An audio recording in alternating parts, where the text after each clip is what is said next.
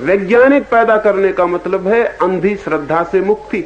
अब एमएससी पढ़ रहा है लड़का, वो सब विज्ञान की शिक्षा ले रहा है, लेकिन परीक्षा के वक्त हनुमान जी के मंदिर के सामने मिल जाएगा।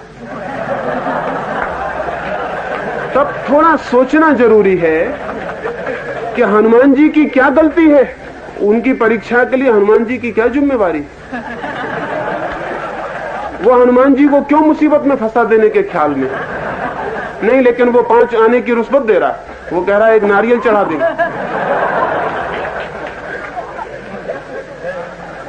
भारत में अगर हमें एक वैज्ञानिक समाज की दिशा में सोचना हो तो हमें वैज्ञानिक चित्त कैसे निर्मित होता है इस दिशा की बात समझ लेनी जरूरी। जीवन चलता है कार्य कारण से, अंधविश्वासों से नहीं। जिंदगी चलती है एक वैज्ञानिक व्यवस्था से, हमारी कल्पनाओं और श्रद्धाओं से नहीं। सोमनाथ पर हमला हुआ तो सोमनाथ में 500 पुजारी थे, करोड़ों रुपए की संपत्ति थी। आसपास के राजपूत राजाओं ने उन्हें खबर भेजी कि हम रक्षा के लिए आए, तो उन पुजारियों ने कहा पागल हो गए, वो जो भगवान सबकी रक्षा करता है उसकी रक्षा तुम करोगे। उनकी दलील तो बिल्कुल ठीक थी, उनकी दलील से लड़ना मुश्किल हो गया, और इसलिए मुश्किल हो गया कि वो राजा भी उसी दलील को मानते थे। उन्होंने कहा बात तो ठीक है, भगवान सबका रक्षक है, हम उसकी रक्षा कैसे करेंगे। तो राजाओं का ये निवेदन कि हम रक्षा करने आए, पुजारियों ने इंकार कर दिया। उन्होंने कहा कि तो नास्तिकता की बात है, तुम और भगवान की रक्षा करोगे, भगवान सबकी रक्षा कर रहा है। पुजारी खड़े होकर प्रार्थना करते रहे और गजनी आया और उस मूर्ति को टुकड़े टुकड़े कर दिया, और भगवान ने कोई रक्षा नहीं की, वो मूर्ति बिखर गई। अंधविश्वास से जिए हम, वैज्ञानिक चिंतन से नहीं जिए। वैज्ञानिक चिंतन से जीते तो हम कुछ और ढंग से सोचते, क्योंकि जब भगवान की मूर्ति आदमी बनाता है तो रक्षा भी आदमी को ही करनी पड़ेगी। हाँ, उस भगवान की रक्षा की हमें कोई जरूरत नहीं जिसको हमने नहीं बनाया, वो अपनी रक्षा करेगा। लेकिन जिस भगवान को हमने बनाया, बनाएंगे हम और रक्षा भगवान करेगा नहीं। ये वैज्ञानिक चिंतन ना हुआ, इसमें बुनियादी भूल हो गई। इस भूल का हमने परिणाम भोगा। 1000 साल हम गुलाम थे इस भूल के कारण। हमारी पिछली 1000 वर्ष की दुख की, दारिद्र्य की, दीनता की, दुर्भाग्य की, हार की, पराजय की कथा हमारे अवैज्ञानिक होने की कथा है। लोग हमें यही समझाते हैं कि फूट की वजह से हम हार गए। फूट की वजह से हम नहीं हारे। फूट सारी दुनिया में है, ऐसा कोई मुल्क नहीं है जिसमें फूट ना हो, ऐसी जमीन पर कोई कौम नहीं है जिसमें फूट ना हो, सब तरफ फूट है। लेकिन हम ही क्यों हारते चले गए? कुछ कारण थे, हमारी वैज्ञानिक सूझ में बहुत कमी थी। इधर हिंदुस्तान सिकंदर आया तो पौरुष कुछ सिकंदर से कमजोर आदमी न था, और अगर दोनों मैदान में लड़ते तो सिकंदर के जीतने के कोई उपाय न थे।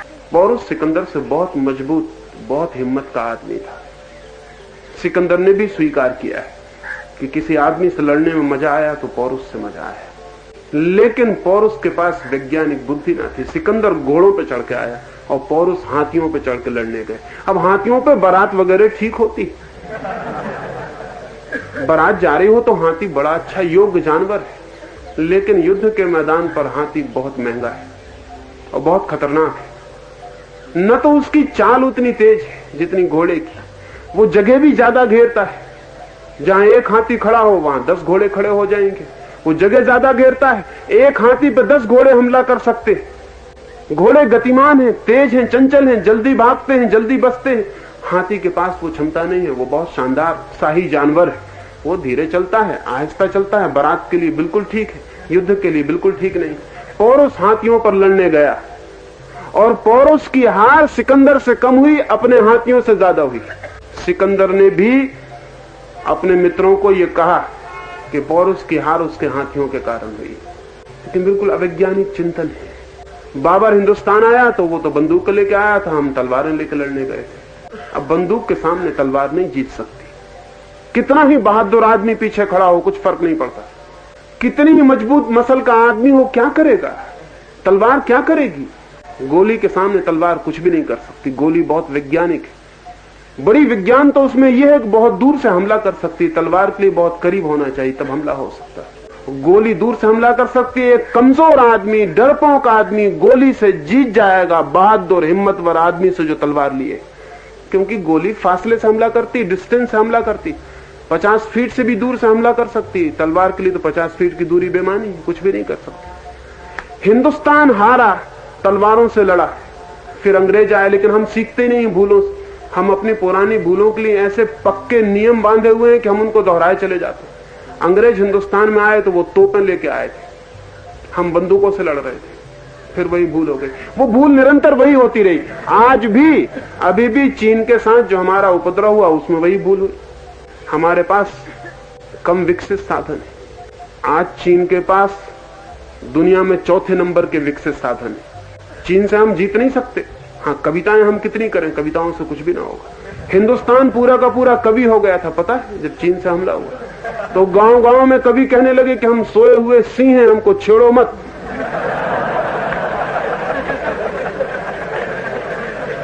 मैं तो बहुत हैरान हुआ।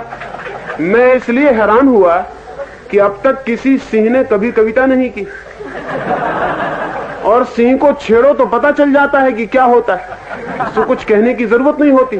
सारे हिंदुस्तान में कवि कविताएं करने लगे, रंगमंचों पर नाटक होने लगे, जैसे कि रंगमंचों के नाटकों कविताओं से कोई युद्ध जीते जाने वाले। और फिर हम हार गए और लाखों मील की जमीन चीन ने कब्जा कर ली।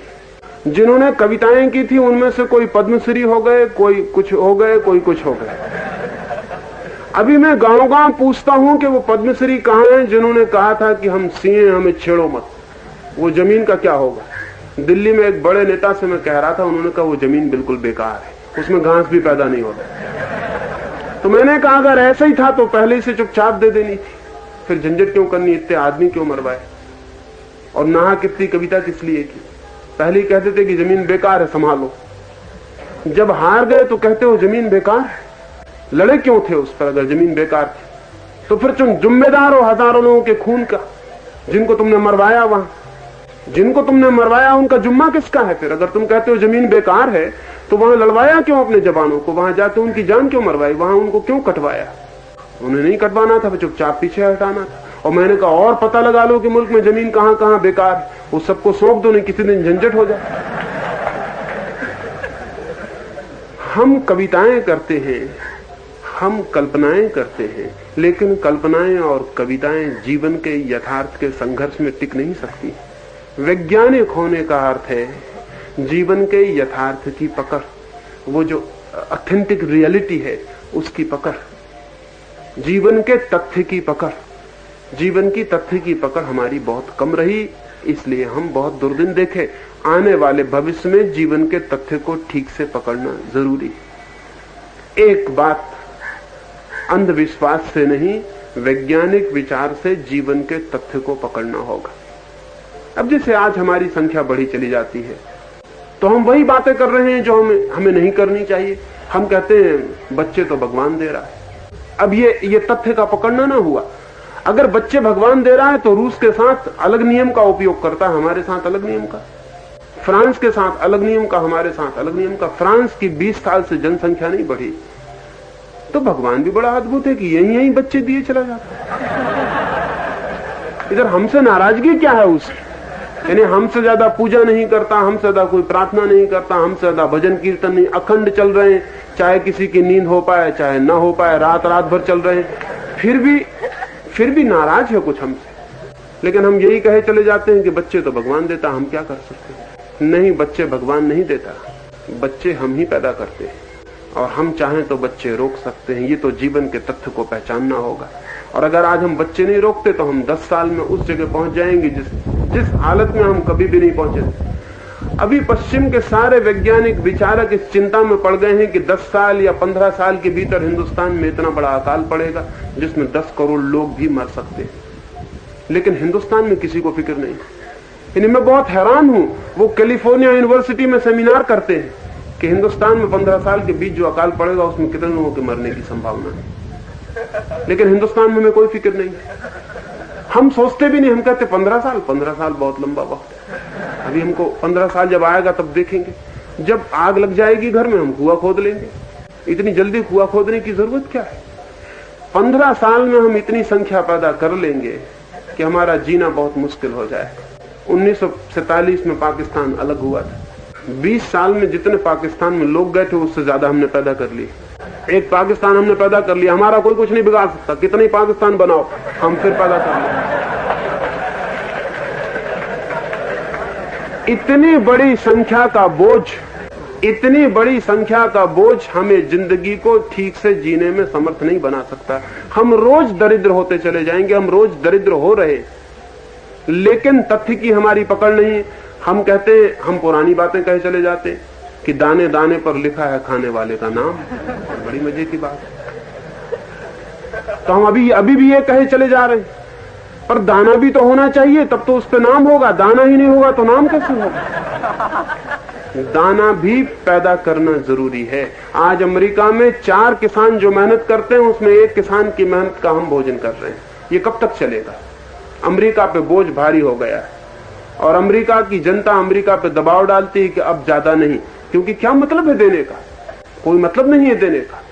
आज हम मजे से जी रहे हैं, एक अर्थ में चुपचाप खाने पीने को मिल जाता तो हमें कोई फिक्र नहीं, लेकिन हमारे लिए मेहनत अमेरिका का किसान कर रहा है, कनाडा का किसान हमारे लिए मेहनत कर रहा है, दवा हमारे लिए कोई भेज रहा है, खाना कोई भेज रहा है, कपड़े के लिए कोई फिक्र कर रहा है। ये कितनी देर चल सकता है? दुनिया के ऊपर निर्भर होकर हम कितनी देर समर्थ हो सकते हैं? और अगर ये दीनता हमारी बढ़ती चली जाती है और हम तथ्यों को नहीं पकड़ते, तो हमारे अतिरिक्त और कोई जिम्मेदार नहीं होगा। तो मैं ये कह रहा हूं कि हम तथ्य को पकड़ें। अब तथ्य ये है कि संख्या जरा भी आगे नहीं बढ़नी चाहिए, तो हम शायद कोई उपाय कर सकें कि मुल्क को किसी तरह बचाया जा सके। अन्यथा अगर 10 करोड़ लोग मरे अकाल में, तो जो बचेंगे जिंदा, उनकी हालत भी जिंदा जैसी नहीं रह जाएगी। अगर एक गांव में 50,000 की बस्ती में 5,000 10,000 आदमी एकदम से मरने की हालत में पहुंच जाएं, तो बाकी लोग भी अधमरी हालत में हो जाएंगे। उनकी जिंदगी भी ठीक अर्थ में जिंदगी नहीं रह जाएगी। आज वैसी हालत है, लेकिन हम तथ्य पर सोचने के आदी नहीं हैं। हम कहते हैं जिसने पैदा किया है वो फिक्र करेगा। हम कहते हैं कि जब उसने हमें मुंह दिया है तो वो हमको रोटी भी देगा। जिसने चोंच दी है वो चून भी देता है, ये हमारी ख्याल है। इस तरह नहीं चल सकता है। जिंदगी के और सारे पहलुओं पर सोचने पर ख्याल में आएगा, इस तरह नहीं चल सकता है। आज भी हम ज्योतिषी के पास जाके अपना हाथ दिखला रहे हैं कि हमारी उम्र कितनी, जबकि सारी दुनिया उम्र बढ़ाए चली जा रही। रूस में 1917 में उम्र थी 23 वर्ष औसत उम्र। आज रूस की औसत उम्र है 68 वर्ष। प्रति वर्ष 1 वर्ष औसत उम्र बढ़ी है। आज स्वीडन और स्विट्जरलैंड की औसत उम्र है 78 वर्ष। बेल्जियम जैसे मुल्क की उम्र औसत उम्र है 82 वर्ष। वो अपनी उम्र बढ़ाए चले जा रहे हैं। सोचें थोड़ा, हमारी उम्र है 29 वर्ष औसत उम्र। 29 वर्ष जब हमारी औसत उम्र है, तब हमारे यहाँ 70-80 साल का बूढ़ा बहुत आसानी से मिल जाता है। जिनकी उम्र 80 साल औसत उम्र है, उनके यहाँ अगर 200 साल का बूढ़ा मिलने लगे तो कोई कठिनाई है? कोई कठिनाई नहीं। आज रूस में 150 वर्ष के ऊपर हजारों लोगों की संख्या में उम्र के लोग। जब 150 वर्ष की उम्र तक कोई बूढ़ा आदमी जीता है, तो जवानी का स्पैन बढ़ जाता है, क्षेत्र बढ़ जाता है, वो 100 वर्ष तक जवान होता है। अभी बटन रसल ने 92 वर्ष की उम्र में शादी की, तो हम बहुत हैरान हुए कि 92 वर्ष का बुढ़ा शादी करता। हम गलती में, असल में 92 वर्ष का बुढ़ा ही नहीं है वो। हम 92 वर्ष हमारे ख्याल से तो मरा हुआ आदमी शादी कर रहा। 92 वर्ष का बुढ़ा भी कहां होता है हमारे पास? हमारे हिसाब से तो पोस्थुमस मैरिज है ये। आदमी मर चुका होगा, आप कहां शादी कर रहा है? मर जाना था 70 साल में, 22 साल हो चुके मरे हुए, अब शादी कर रहा है। नहीं, लेकिन बर्टन रसल 92 वर्ष में भी स्वस्थ है, ताजा है, प्रसन्न है, आनंदित है, शादी कर सकता है। सारी दुनिया उम्र बढ़ाए चली जाती है और हम कहते हैं उम्र तो भाग्य में लिखी। और सारी दुनिया को हम नहीं देखते कि उम्र बढ़ती चली जा रही। भाग्य में कैसी लिखी? सिर्फ हमारे भाग्य में लिखी और किसी के भाग्य में नहीं लिखी। सारी दुनिया में आदमी का स्वास्थ्य अच्छा हुआ है, उम्र बढ़ी है, मस्तिष्क अच्छा हुआ है, बुद्धि बढ़ी है, प्रतिभा बढ़ी है, लेकिन हम भाग्य को मानकर बैठे हुए। हम कहते हैं भाग्य में जो लिखा है वो हो रहा है। ये तथ्य को छोड़ना है और कल्पनाओं में जीना है। हमने बहुत मुसीबत में ये कल्पनाएं गढ़ी थी, अब हमें छोड़ देनी चाहिए।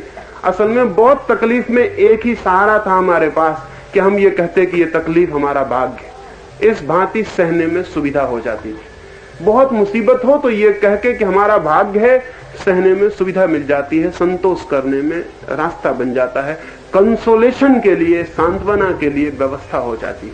हमने हजारों वर्ष की दुख और परेशानी में भाग्य की धारणा विकसित की और हमने कहा सब भाग्य है, जैसा है वैसा होता है। जब ये मान लिया कि जैसा है वैसा होता है तो फिर हमारे भीतर पीड़ा मिटाना, बदलना सब समाप्त हो गया। हम चुपचाप राजी हो गए। जिंदगी के लिए परिवर्तन की और क्रांति की संभावना विदा हो गई।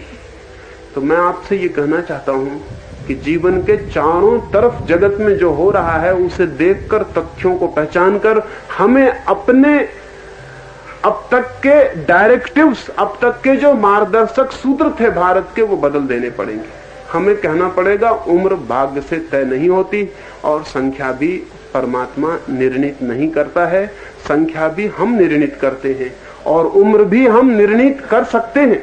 और जितना मनुष्य विकसित हो रहा है, निर्णय अधिकतम उसके अपने हाथ में आता चला जा रहा है। वो बहुत सी चीजें निर्णय कर रहा है। आज रूस में कोई जरूरत नहीं है कि वो किसी खेत पर पानी न गिरे तो भगवान की तरफ प्रतीक्षा करनी पड़े।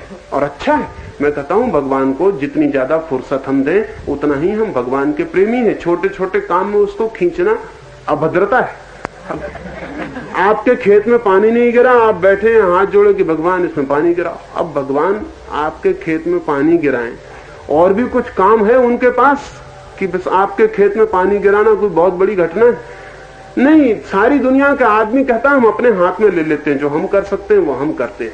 आज रूस में जहां उन्हें पानी गिराना है वहां पे पानी गिरा लेते हैं, जहां पानी नहीं गिराना है वहां नहीं गिराते, क्योंकि बादल से पानी गिराने का सूत्र समझ में आ गया। बहुत कठिन नहीं है मामला, बादल किस तरफ जाता है वो भी उसे ले जाया जा सकता है। आखिर बादल को भी तो लगाम बांधी जा सकती है, वो भी इस गांव के ऊपर से गुजरे, ये व्यवस्था की जा सकती है। हवाएं उसे किस भांति यहां से ले जा सकती हैं वो जाना जा सकता है। और फिर बादल ठंडा किया जा सके, ऊपर हवाई जहाज उस पर बर्फ फेंका जा सके तो उसका भरा हुआ पानी नीचे छलक जाता है। तो उन्होंने तो अब पानी बरसाने की व्यवस्था कर ली। लेकिन हम आज इस 20वीं सदी में भी अगर पानी ना गिरे तो यज्ञ कर रहे हैं। हम यज्ञ करेंगे अगर पानी ना गिरे तो। और मजा यह है कि हम हजारों साल से यज्ञ कर रहे हैं, फिर भी हमने अब तक ये नहीं सीखा कि यज्ञ इतना करने पर भी पानी नहीं गिरा है। लेकिन हम उसे दोहराए चले जाएंगे। फिर मैं ये नहीं कहता हूं, मैं ये कहता हूं कि यज्ञ भी जिन्हें करना हो वो भी प्रयोगशाला में सिद्ध करके दिखा दें कि हम ये यज्ञ किया, ये बदली से पानी गिरा लिया। वो प्रयोगशाला में सिद्ध कर दें तो सारी दुनिया के काम की हो जाएगी बात, सारी दुनिया यज्ञ कर लेगी। लेकिन हम वो भी सिद्ध करके क्या बताएंगे? हमारा चेहरा कुछ भी सिद्ध करने का नहीं रह गया। हमारा चेहरा हमारी असफलता की गवाहियां दे रहा है। हम सारी दुनिया में आज अपनी असफलता की कहानी बनकर खड़े हो गए। जीवन को वैज्ञानिक बनाना हो तो उसके सारे नियमों पर पुनर्विचार की जरूरत है। ये एक। और दूसरी बात फिर दोहरा दूं अंत में, वो ये कि इसका ये मतलब नहीं है कि विज्ञान सब कुछ है। इसका ये मतलब नहीं है कि विज्ञान हमने सीख लिया तो सब सीख लिया, कि खेत पर हमने पानी गिरा लिया तो सब आ गया। इसका ये मतलब भी नहीं है कि हमने बीमारियां ठीक कर ली तो हम जिंदगी के सब सूत्र पा गए। इसका ये मतलब भी नहीं है कि हमने आदमी की उम्र बढ़ा ली तो हमने आदमी का आनंद भी बढ़ा दिया। इसका ये मतलब नहीं है। पश्चिम ने उम्र भी बढ़ा ली, स्वास्थ्य भी बढ़ा लिया, बीमारियां भी कम कर ली। कुछ बीमारियां तो इतिहास की घटना हो गई, बच्चों को पता ही नहीं कि ये बीमारियां कभी होती थी। जिंदगी ज्यादा व्यवस्थित हो गई लेकिन ज्यादा आनंदित नहीं हो गई, ज्यादा दुखी हो गई। ये बहुत चमत्कार की घटना घटी है पश्चिम में। सारी सुविधा बढ़ गई है, समृद्धि बढ़ गई, स्वास्थ्य बढ़ गया, लेकिन शांति कम हो गई। शांति एकदम खो गई। शांति का कोई पता ही नहीं रहा। आदमी 150 साल जीने लगा है लेकिन कैसे जिए ये भूल गया। ज्यादा जीने से क्या होगा, आखिर कैसे जिए ये भी तो पता होना चाहिए। नहीं तो 150 साल की उम्र भी दंड हो जाएगी, आनंद न रह जाएगी। 1000 साल आदमी जिए और कष्ट में, दुख में, चिंता में, पीड़ा में, तो एक तरफ पश्चिम में उम्र बढ़ी, दूसरी तरफ आत्महत्या बढ़ गई। अभी बड़े मजे की बात है, एक तरफ वैज्ञानिक कोशिश में लगा है उम्र बढ़ाने की और दूसरी तरफ आदमी है कहते हैं कि हमें जिंदा नहीं रहना, हमें मरना है। आत्महत्या बढ़ती जा रही, हर सेकंड एक आत्महत्या यूरोप में हो रही। 1 घंटा में बोलूंगा यहाँ तो कितनी आत्महत्याएं हो जाएंगी, हर सेकंड एक हो रही। 1 मिनट में 60 लोग सारे पश्चिम में आत्महत्या कर लेंगे। 1 घंटे में 60 गुण 60 इतने लोग अपने को समाप्त कर लेंगे। 24 घंटे इसी क्रम से आत्महत्या चल रही। इतना जीवन दुखी हो जाए तो भी सोचना जरूरी। तो मेरा मानना है पश्चिम भी अधूरा है। इसलिए मैं आपसे कहता हूं वैज्ञानिक बुद्धि लानी है और वैज्ञानिक बुद्धि के आधार पर धार्मिक चिंतन को खड़ा करना है। धार्मिक चिंतन से मुक्त नहीं हो जाना है। विज्ञान के आधार पर धर्म का चिंतन खड़ा करना है। धर्म का चिंतन बहुत भिन्न बात है। धर्म को ना तो मतलब है आपकी उम्र से, न धर्म को मतलब है आपके खेत में पानी से, न धर्म को मतलब है आपके मकान से, न आपके कपड़े से। धर्म को तो सीधा मतलब है आपसे। आप कैसे हैं भीतर, आनंदित, शांत, प्रफुल्लित, परमात्मा के प्रति कृतज्ञता से भरे हुए, धन्यवाद से भरे हुए, प्रार्थना से भरे हुए, प्रेम से भरे हुए आप कैसे हैं। विज्ञान आपको छोड़ के सब व्यवस्था कर लेगा और आप छूट जाएंगे। लेकिन धर्म आपकी भी व्यवस्था करना चाहता है भीतर से कि आप भी विकसित हो सके। एक छोटी सी कहानी अपनी बात में पूरी करूंगा। मैंने सुना है कि राम तीर्थ जब जापान गए तो टोक्यो के एक बड़े मकान में आग लग गई थी। वो उस मकान के सामने ठहरे हुए थे। मकान में आग लग गई है। रात को हजारों लोग मकान की आग बुझाते हैं। राम बाहर आके खड़े होकर देख रहे हैं। मकान का मालिक रो रहा है, छाती पीट रहा है। लोग सामान निकाल रहे हैं बाहर, तिजोड़ियां, कपड़े, बहुमूल्य फर्नीचर, वो सब निकाला जा रहा है। सब सामान निकल गया है। फिर उन लोगों ने आके मकान के मालिक को पूछा कुछ और जरूरी रह गया हो तो बता दे, क्योंकि अब आखिरी बार मकान के भीतर जाया जा सकता है। उसके बाद लपटें इतनी बढ़ जाएंगी कि भीतर जाना असंभव है। उस मकान के मालिक ने कहा मुझे कुछ भी होश नहीं है, मुझे कुछ समझ में नहीं आता, तुम एक दफा और जाके देख लो, कुछ बचा सको तो बचा लो। वे लोग भीतर गए। भीतर जाके वे बहुत मुश्किल में पड़ गए। मकान मालिक का इकलौता बेटा भीतर ही सोता रह गया था। वे उसकी लाश को लेके बाहर आए, वो तो मर चुका था। वे बाहर चिल्लाते रोते छाती पीटते आए और उन्होंने मकान मालिक को कहा कि हमसे बड़ी भूल हो गई, हम तो मकान का सामान बचाने में लग गए और मकान का मालिक भूल गए, वो मर ही गया है। रामतीर्थ ने अपनी डायरी में लिखा कि आज इस मकान में जो घटना घटी है उसे देखकर मुझे ख्याल आता है कि सारी दुनिया में ये घटना घट रही। आदमी सामान को बचाने में लग गया है और आदमी खुद मालिक सामान का भीतर मरा जा रहा है, समाप्त हुआ जा रहा है। विज्ञान सामान को बचा सकता है, आदमी को नहीं। विज्ञान बाहर की सारी व्यवस्था को बचा लेगा, आत्मा को नहीं। इसलिए दूसरी बात निरंतर ध्यान में रखनी जरूरी है कि वैज्ञानिक बुद्धि अधार्मिक बुद्धि ना हो जाए। वैज्ञानिक बुद्धि धार्मिक बुद्धि हो। वैज्ञानिक बुद्धि धर्म के विपरीत ना चली जाए। वैज्ञानिक बुद्धि बाहर की व्यवस्था करे और धर्म को मनुष्य के भीतर की व्यवस्था करने दे। और धर्म भी एक विज्ञान ही है। धर्म परम विज्ञान है। धर्म है चेतना का विज्ञान। बाहर जो है उसकी खोज साइंस है, भीतर जो है उसकी खोज धर्म है। और मनुष्य दोनों तरफ फैला है, बाहर भी भीतर भी। इन दो में से हम एक को काटेंगे तो मनुष्य मर जाएगा। पूरब ने बाहर को काटा, पश्चिम ने भीतर को काटा।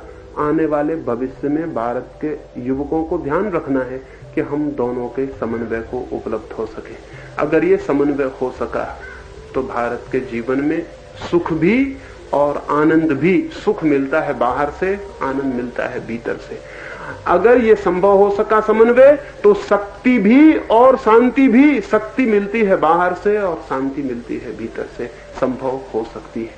परमात्मा करे ये संभव हो सके। मेरी बातों को इतने प्रेम और शांति से सुना, उससे बहुत अनुग्रहित हूं। और अंत में सबके भीतर बैठे प्रभु को प्रणाम करता हूं। मेरे प्रणाम स्वीकार करें।